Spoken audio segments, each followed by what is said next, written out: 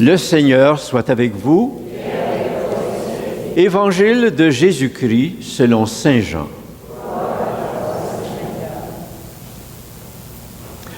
Dieu a tellement aimé le monde qu'il a donné son Fils unique, afin que quiconque croit en lui ne se perde pas, mais obtienne la vie éternelle.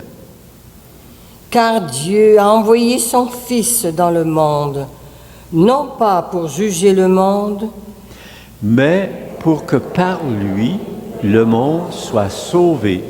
Celui qui croit en lui échappe au jugement.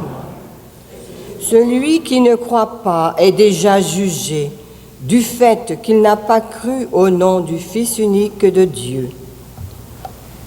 Acclamons la parole de Dieu.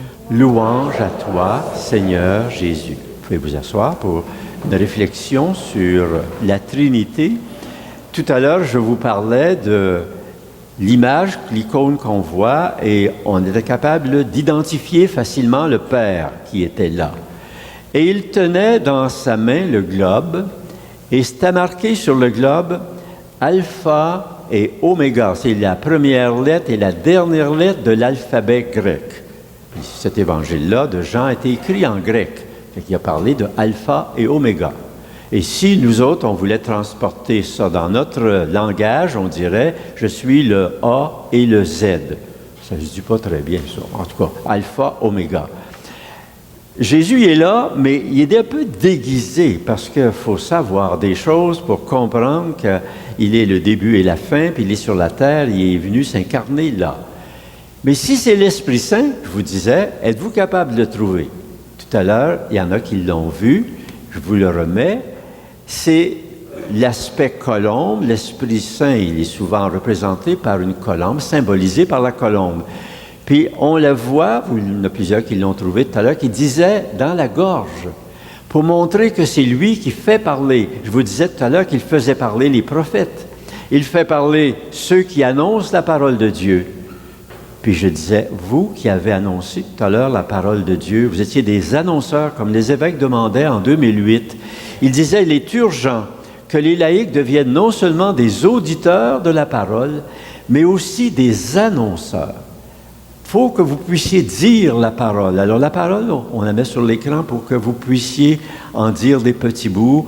Le lecteur en dit d'autres parties, puis moi je dis d'autres parties également. Fait que la parole circule comme ça.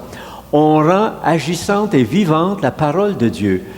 Pensez-vous qu'il ne se fera pas quelque chose? Que la parole ne deviendra pas efficace quand on la traite comme ça, quand on s'occupe de la parole, puis on la prononce, puis on la dit. Vous ne la dites pas pour moi. Vous ne me parlez pas, vous parlez à votre voisin, puis le voisin vous parle. Alors, la parole de Dieu est mise en valeur. Alors, quand on fait ça, c'est l'Esprit Saint qui nous anime, c'est lui dans la gorge qui nous fait parler. Et alors, une autre image de la Trinité, puis on dit, qu'est-ce qui se passe dans la Trinité? Que font les trois personnes dans la Trinité? Bien, on dit, ils mettent en mouvement l'amour. L'amour, c'est comme si le Père avait une pompe, qu'il pompait l'amour vers le Fils. Puis quand ça arrive au Fils, ça rend le Fils lumineux. Mais qui fait le transport de l'amour? C'est le Saint-Esprit. C'est un petit peu comme une comparaison, hein, c'est jamais exactement ça, mais la comparaison, c'est une lampe électrique. J'ai une petite lampe électrique à pile ici. Quand je l'ouvre, il y a des piles, j'ai 4 piles, vous ne les voyez peut-être pas, mais il y a 4 piles ici qui sont là-dedans, puis ils sont efficaces. Puis quand on pèse sur le bouton, ici, la lumière s'allume. Alors, les électrons, je vais vous montrer le schéma, les électrons partent de du pôle négatif de la batterie, montent jusqu'à la lumière, rend le globe lumineux, puis les électrons continuent leur chemin puis reviennent entrer par le pôle positif de la batterie. De sorte qu'il y a un circuit qui se fait comme ça, tout le temps. Un circuit qui se fait. On dit Dans la Trinité, il y a un petit quelque chose qui ressemble un peu à ça. Et regardez comment on pourrait penser que le Père, il est le cœur qui pompe, non plus des électrons, mais qui pompe l'amour. C'est lui qui génère l'amour, qui la pompe et qui l'envoie au Fils par la communion de l'Esprit Saint, par le moyen de l'Esprit Saint. Le Saint-Esprit envoie l'amour jusqu'au Fils. Le Fils reçoit, puis devient lumineux, puis écrit son petit mot d'amour et le retourne au Père, toujours par l'Esprit Saint. De sorte que dans la Trinité, quel est le rôle de la Trinité? C'est de faire circuler l'amour. L'amour circule tout le temps et toujours.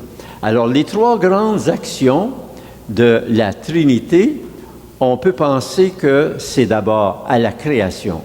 La Trinité était présente au moment de la création de l'univers, création de l'homme, création, et Michel-Ange représente la sagesse, ça c'est le Fils, dans le bras gauche. Puis le Saint-Esprit, on s'est dit, et la colombe planait sur les eaux pendant la création. Mais il s'est passé quelque chose, ça a tout manqué, ça, la création. Alors, la Trinité a dit, on va reprendre en faisant une recréation. Et puis, c'est pas tout de recréer, il faut aussi entretenir. Puis on sait que la Trinité entretient l'amour, entretient la création par la providence et les sacrements, surtout l'Eucharistie et le pardon. Alors, l'amour tourne dans la Trinité, puis une fois, le Père, donc, il a le Fils et l'Esprit dans les mains, à main gauche et main droite, et puis le Fils, lui, il vient montrer, manifester au monde sa bonté, sa miséricorde, sa tendresse, il vient guérir les personnes qu'il rencontre, il vient chasser les démons, il vient mettre de l'ordre, autrement dit, dans la création. Et l'Esprit plane au-dessus de tout ça, puis entretient par sa présence. Puis l'Esprit, des fois, il va dormir en nous. Il est toujours là depuis notre baptême. Et souvent, quand vous vous en occupez pas, quand vous pensez même pas à lui, quand vous l'invoquez pas, quand vous faites rien, ben là, il croise les bras, puis il attend. Puis à un moment donné, il peut s'endormir. C'est dit au livre de Daniel qu'à un moment donné, quand on s'en allait exécuter Daniel, pas Daniel, mais la Suzanne, qui avait été condamnée, c'est dit, et Dieu réveilla l'esprit de sainteté en un tout jeune homme qui s'est mis à crier. Pas coupable, il faut recommencer le procès, tout ça. Ça veut dire que l'esprit de sainteté dormait en lui. Si Dieu a réveillé l'esprit de sainteté, alors il faut que Dieu vienne réveiller en nous l'esprit de sainteté qui des fois dort, si on ne s'en occupe pas. Mais quand on s'en occupe, là, il se réveille. Puis une fois, le Saint-Esprit, en tournant comme ça, il s'est trompé. Puis il est parti, puis il est venu rejoindre la création parce qu'il voyait des mains ouvertes qui étaient prêtes à recevoir l'amour. Et alors, en partant du Fils, il est entré dans la création. Puis là, les gens l'ont reçu et puis ont accueilli vraiment le Saint-Esprit. Et là, le Saint-Esprit retourne après ça au Père. Je trouvais ça bon. La semaine dernière, je ne sais pas si vous vous en souvenez, ceux qui sont venus ici à l'Eucharistie, c'était le Père Claude Sigouin qui prêchait. Et il disait, le Saint-Esprit, on ne le voit pas nulle part, on ne l'entend pas, sauf qu'il passe par les humains, par les dons qu'il a mis, qui réactivent, puis par les fruits qui sont apparents, les fruits de l'Esprit. Ça veut dire qu'il compte sur les personnes, il compte sur les disciples de Jésus pour être visible dans le monde. Alors, son circuit, il vient porter l'amour, puis il le retourne au Père. Alors, il a agrandi, dans le fond, son cercle, parce qu'il prend les humains aussi dans le cercle de l'amour. Et puis, quand on veut symboliser l'Esprit, on dit, il est souvent comme une colombe, on l'a vu tout à l'heure. Il est aussi le feu. Et dimanche dernier, un hymne qu'on avait aux Bréviaires, c'était dit « Esprit, tu es le feu, patiente braise dans la cendre, prêt à bouger dès qu'il y a un souffle qui passe, et prêt à bondir comme un éclair vif et joyeux pour brûler la paille en nous. Mais un éclair vif et joyeux, ça veut dire que le Saint-Esprit est aussi symbolisé par le feu, symbolisé par le vent. On dit que les dons, c'est souvent comme des voiles qu'on lève sur notre bateau. Oui, mais s'il n'y a pas de vent, vous avez beau lever les voiles, vous n'irez pas loin. Il faut que le vent vienne. Alors on dit souvent, c'est l'Esprit Saint qui vient souffler dans nos dons, qui vient comme réactiver les dons, les mettre en marche. Et puis aussi, il collabore. Le Saint-Esprit, il y a aussi l'eau, symbolisée par de l'eau qui vivifie, qui donne la vie à tout. Alors, présence de l'Esprit, donc, il réactive les dons, il entretient les fruits, puis il collabore aux vertus. Si je fais un résumé des 3 grandes actions de la Trinité, création du monde, d'abord. Deuxièmement, la recréation. Puis après ça, l'entretien. Mais quand il s'agit de la recréation, le Fils était venu puis s'était proposé au Père. Il avait dit, je suis prêt à y aller, moi, dans le monde, pour voir exactement comment est-ce qu'on se sent quand on est avec le monde, avec les vrais humains. Oui, mais il dit, si je veux aller dans le monde comme un homme, un vrai homme, il faut que j'aie une vraie mère, parce que les autres, ils viennent au monde avec une vraie mère, c'est une vraie mère qui les met au monde.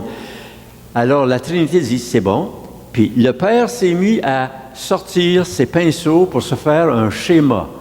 Et ça a donné ceci.